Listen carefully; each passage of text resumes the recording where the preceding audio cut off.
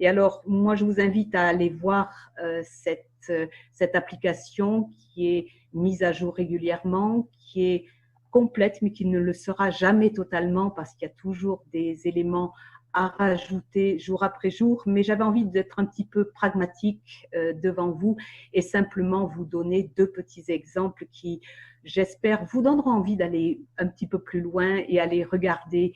ce que nous vous offrons. Le premier concernant les particuliers, c'est l'information sur les violences conjugales.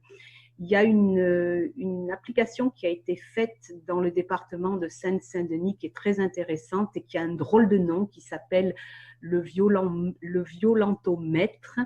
qui est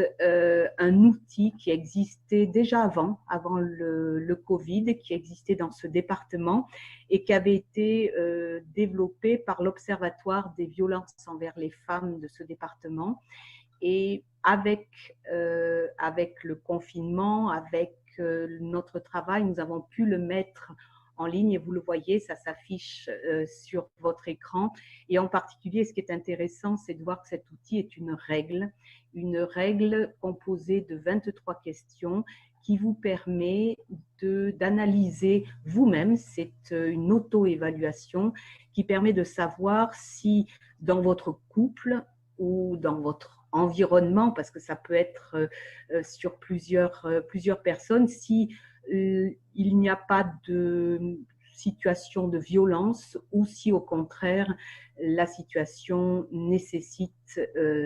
d'être aidée. Et vous voyez sur cette règle, ça part du vert, le vert, la situation est saine, votre couple se porte bien, vos relations se portent bien, et puis plus on va vers le rouge, plus les questions que vous pouvez vous poser vous interpelle et vous fait comprendre que la situation est dangereuse. Alors cette règle, au départ, avait été créée surtout pour les jeunes filles, et puis aujourd'hui, cette